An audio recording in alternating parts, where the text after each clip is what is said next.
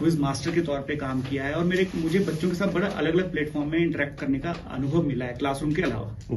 मैंने बच्चों को ग्रो करते हुए देखा है, कंपटीशन में लीड करते हुए देखा है और हारते हुए देखा है, जीतते हुए देखा है। बहुत सारे अनुभव है सर, और इस आधार पे मुझे लगता है कि जो एग्जामिनेशन है वो एक एज ए टूल हम यूज करते हैं, जबकि वो एक सिंगल टूल एग्जामिनेशन का नहीं होना चाहिए।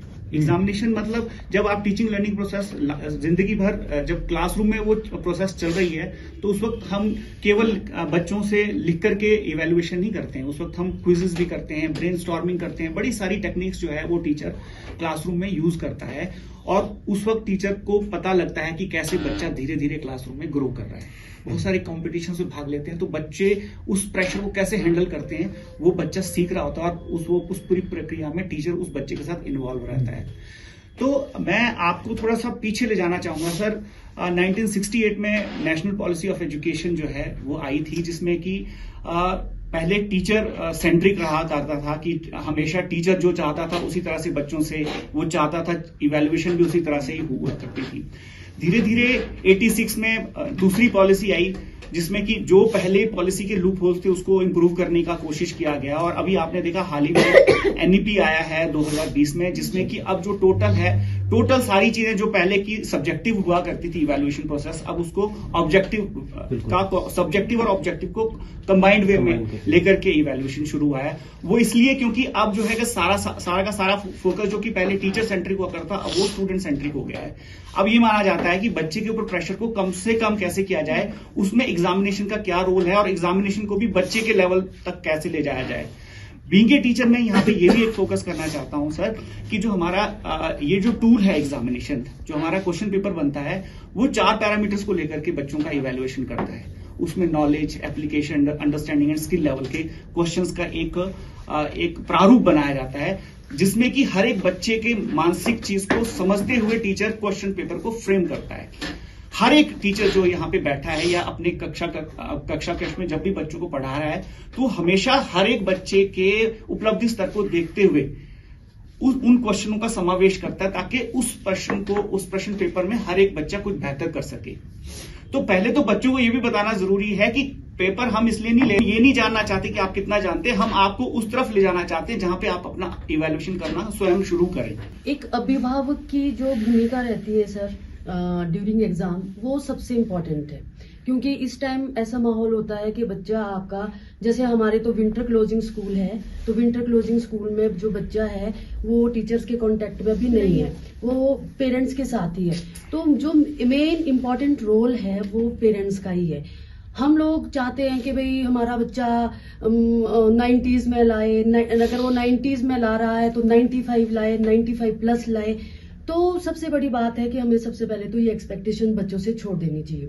हमें चाहिए बीइंग अ पेरेंट्स कि भाई हम बच्चों के साथ कंसिस्टेंट रहे उसकी स्टडी में और बच्चों का रिवीजन पे जोर लगाए और उसको एक अच्छा सा माहौल दे कि घर में एक हैप्पीनेस सी रहे हमारे, कोई क्या कहते स्ट्रेस्ड माहौल ना हो घर में। आप बच्चों के साथ टाइम स्पेंड करें, उसको एक टाइम टेबल बनाए, शेड्यूल बनाए और पेरेंट्स का हम लोग पढ़ा नहीं सकते इस स्टेज पे। चलो हम तो टीचर्स हैं, हम फिर भी पढ़ा सकते हैं, लेकिन हर एक पेरेंट पढ़ा नहीं पाएगा। तो वो बच्चों के साथ एज ए फ्रेंड रहे कि उसके साथ उसका क्या कहते हैं टाइम टेबल को फॉलो करने में हेल्प करे। बीच बीच में उसको टाइम दे कि भाई थोड़ी देर पढ़ो, थोड़ी देर आप मोबाइल भी चला सकते हो, कि ये नहीं है कि थ्रू आउट द डे आप स्क्रीन पे रहे।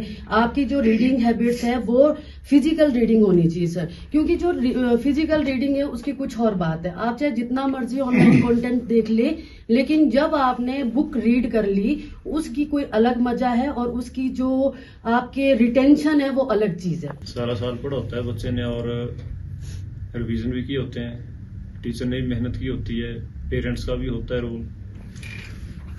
तो इस टाइम जो है बच्चों का एक टाइम टेबल होना चाहिए, बड़ा बैलेंस्ड टाइम टेबल सवेरे से लेके, क्योंकि जब तक अपने आप को बाउंड नहीं करेंगे किसी टाइम टेबल में तो स्टडी उतनी अच्छी नहीं हो पाती है। कोई सब्जेक्ट पीछे रह जाएगा, कोई आगे भी निकलता है। इसमें पेरेंट्स और टीचर दोनों का हेल्प की जरूरत पड़ती है। बच्चे कई बार नहीं भी डिसाइड कर पाते कि मैंने किस सब्जेक्ट को कितना टाइम देना है।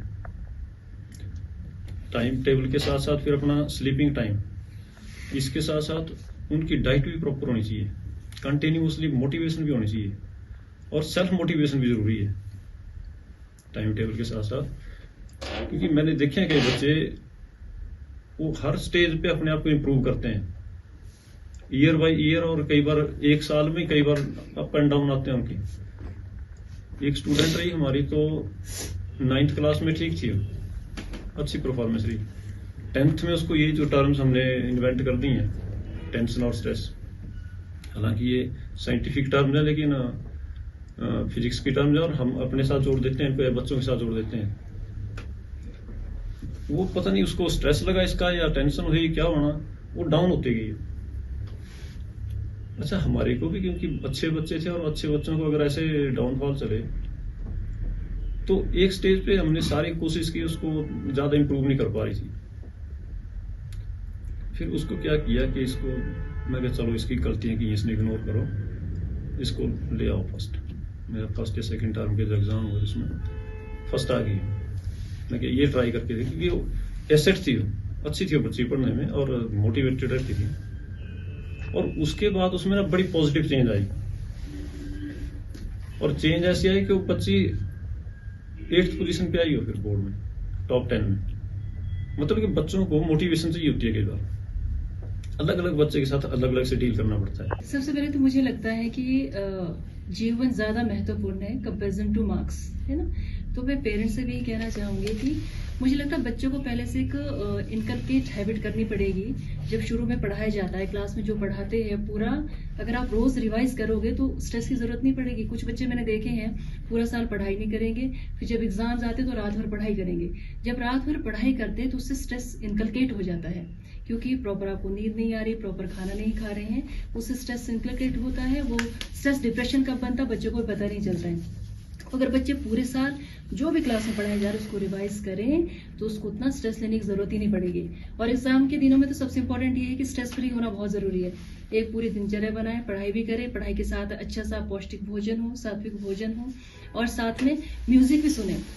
और सोशल मीडिया से बच्चे थोड़े दूर रहे, क्योंकि जब बच्चे सोशल मीडिया में चले जाते हैं, एक रील देखेंगे फिर दूसरी तीसरी, तो मेरा तो मानना है कि जो रील एक गुफा है, क्योंकि जब आप गुफा में चले गए उससे बाहर निकलना इम्पॉसिबल है ना।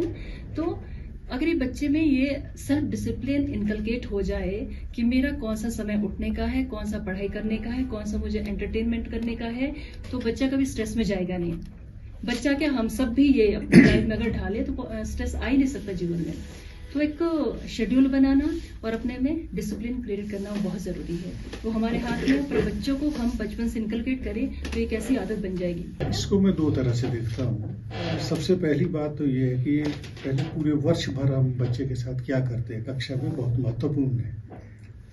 वो इसलिए महत्वपूर्ण है, अगर हम सारी चीजें 1 महीने के लिए छोड़ देंगे या सर्दियों के लिए छोड़, विंटर वेकेशन के लिए छोड़ दें तो बात बनेगी नहीं। डेफिनेटली फिर छात्र जो है स्ट्रेस में आएगा ही। तो पूरे वर्ष क्या है, एक रेगुलरिटी बच्चे की बने, उसको ये बताए कि आप थोड़ा थोड़ा पढ़िए, आपने पूरी साल कंटिन्यूटी में रहना है। उससे क्या होगा कि जब वो पूरी साल रेगुलर रहेगा, रेगुलर कैसे रहना है, ठीक है, एक चैप्टर आज करवाया उसको, फिर 2-3 दिन के बाद उसका हमने फॉलो अप किया, तो वैसे करके करके बच्चा जो है लास्ट तक पूरा सिलेबस खत्म हो जाता है। तो अगर रेगुलरली करेगा तो वो प्रेशर पूरा 1 महीने में नहीं आएगा। लेकिन अक्सर क्या होता है कि बच्चे क्या करते हैं, कहीं पे हम लोग भी थोड़े ढीले हो जाते हैं, तो वो 28 फरवरी की शाम को सोचता है कि 3 मार्च आ गया है। अब 3 मार्च को उसने 5 सब्जेक्ट के पेपर दे रहे हैं, +2 की अगर हम बात करें, तो जाहिर तौर से 5 पेपर की सोचेगा तो वो नहीं कर पाएगा। तो एक तो कंटिन्यूटी वाली बात होगी। दूसरी बात, उसको हमें इस प्रेशर से बाहर लाना है कि अंक ही सब कुछ नहीं है, बल्कि मेरे का आर्टिकल भी है, अंकों के आगे जहां और भी है। अंकों ने कुछ ऐसा किया है कि जो चमकते हुए चांद है फिर टूटे हुए सितारे बन जाते हैं, ठीक है। और उसके बाद जो रिजल्ट आता है, हम बात तो जरूर करते हैं कि we have to see the all aspects. हम पर्सनैलिटी हमने देखनी है बच्चे की, कौन सी विधा इसमें है, लेकिन अंत में हम कहाँ पॉइंटेड हो जाते हैं, अंक पे। ये है कि तैयारियां कैसे हो बच्चों की, जी, कैसे तैयारियां करे तो ताकि वो अच्छा परफॉर्म कर पाए एग्जाम में। और तीसरी चीज जो मुझे लगता है पर्सनली, जो हमने, हमारा भी, मैं प्रिंसिपल हूँ सीनियर सेकेंडरी स्कूल दिल्ली में, मैं इंट्रोड्यूस करना भूल गया। Thank you sir. Ranjeet Rolak मेरा नाम है।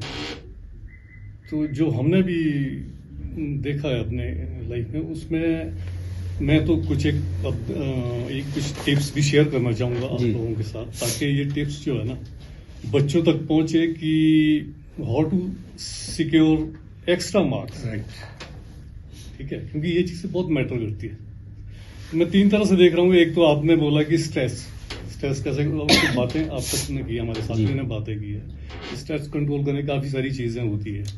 आप स्ट्रेस कंट्रोल करने के लिए एक तो फैमिली का, जाहिर सी बात है, माहौल अच्छा होना चाहिए। बच्चा एक डीप ब्रीदिंग करे, मेडिटेशन करे, ठीक है, हल्की फुल्की एक्सरसाइज करे, और अपने जो क्लासमेट्स हैं या अपने पेरेंट्स हैं, उनसे, टीचर से बात हो सकती है, उनसे करें। अपनी जो वरीज और डिफिकल्टीज है उनसे, इन सब के साथ बच्चा, वरीज और डिफिकल्टीज स्पेशली ऐसे बच्चे अपने ट्रस्टेड फ्रेंड्स के साथ करें, क्योंकि बच्चों में भी आपस में कंपटीशन होता है। एक बच्चा दूसरे बच्चे को, कई बार वो सही, तो बच्चे को देखना है ये ड्यूरिंग एग्जाम कि वो अच्छे जो उसके दोस्त हैं उनके साथ ये सारी चीजें डिस्कस करें। दूसरी चीज आती है फिर आपका तैयारियां कैसे करें। और ये तैयारियां जो है ना, ये तो अगर मैं मोटे मोटे बात करूं तो पहली चीज, वो पढ़ना तो पड़ेगा बच्चे को, पूरी साल की मेहनत है ये। अब बच्चा अगर ये सोचेगा, स्टूडेंट ये सोचेगा कि 1 महीने में कर लूंगा मैं, तो वो तो नहीं हो पाएगा। और जैसे पहले भी बोला गया है, उसकी वजह से ही स्ट्रेस में आता है बच्चा, क्योंकि पूरी साल पढ़ा नहीं है। 1-2 महीने में मैं करूंगा तो फिर स्ट्रेस में आता ही है नहीं। और जिसको हम बोलते हैं, एक वर्ड है कंसिस्टेंसी, वो होना जरूरी है पढ़ने, किसी भी काम में वैसे होना, कंसिस्टेंसी होना जरूरी है। वो निरंतरता होनी चाहिए। तो अगर बच्चा उस हिसाब से स्टडी कर रहा है और पूरी साल भर कर रहा है, तो मैं नहीं समझता फिर वो लास्ट में कोई दिक्कत आ सकती है। उसके बावजूद भी कई बच्चे, हमारे पास भी ऐसे बच्चे जो अच्छा पढ़ने में बहुत अच्छे हैं, तो उनमें पता नहीं वो एग्जाइटी होती है लास्ट में जाके। हालांकि अच्छे बच्चे हैं, अच्छी मेहनत कर रही है, पूरी साल जो हम देखते हैं वो अच्छा स्कोर कर रहे हैं, अच्छा पढ़ रहे हैं। तो लास्ट में फिर उनके लिए तो वही है भी, जैसे मैंने बताया कि आप कुछ योगा करो या मेडिटेशन करो या डीप ब्रीदिंग करो, इस तरह की चीजें करते रहो। तो बाकी जो तैयारियों के लिए है, तैयारियां तो मेरी समझ से, जितना मैं समझ पाता हूँ, एक तो बच्चों को एक कंसाइज नोट्स बनाने चाहिए, ठीक है, एग्जाम जिनको वो गो थ्रू करे अपने पेपर्स में जाने से पहले। एकदम सपोज कल मेरा पेपर है, तो एक कंसाइज और इस तरह के नोट बनाएं। बच्चे को मोबाइल का जो आजकल एडिक्शन हुआ है, इससे अगर आप ज्यादा टाइम नहीं दूर रख सकते हो, तो एटलीस्ट जो आपका एग्जाम टाइम है उस टाइम पे थोड़ा मतलब दूर रखें। क्योंकि मैक्सिमम जब हमारे स्कूल में पीटीएम वगैरह होती है, तो मैक्सिमम पेरेंट्स आते हैं और टीचर्स को बोलते हैं कि मैम ये तो फोन पे ही लगे रहते हैं और गेम्स खेलते रहते हैं। कुछ एक पेरेंट्स को अपने बच्चों का भी मतलब ये भी नहीं है पता कि वो गेम्स खेलते हैं मतलब फोन पे। तो हमको भी जैसे दूसरे बच्चों से के थ्रू पता चलता है, तो हम फिर उनको बताते हैं कि एटलीस्ट पढ़ने के टाइम पे या एक टाइम शेड्यूल रखो, ताकि वो बच्चा उसी चीज में थोड़ा टाइम दे सके और थोड़ा मोबाइल को साइड मतलब ले दे के। ये है कि मोबाइल का जो एडिक्शन है वो थोड़ा कम हो। ड्यूरिंग एग्जामिनेशन, हाँ, ड्यूरिंग एग्जाम्स तो बिल्कुल ही ना करें। या रखना भी है तो पेरेंट्स को एक चेक रखना चाहिए अपने बच्चों पे कि ये कितना टाइम यूज कर रहा है, क्या यूज कर रहा है। यूट्यूब पे अगर स्टडी वाइज कुछ देख रहा है तो इट्स ओके, अगर कुछ और चीज है तो आप मतलब थोड़ा रखें। क्योंकि अब वही चीज है कि जैसे विंटर यहाँ पे है, तो हमारा 1 महीना आपका ऐसा है जो बच्चा खुद स्टडी करता है। आपके राज्य की खबरें, आपके शहर की खबरें सबसे पहले जानने के लिए देखते रहें अमर उजाला। चैनल को सब्सक्राइब जरूर कर लें और पाएं हर अपडेट।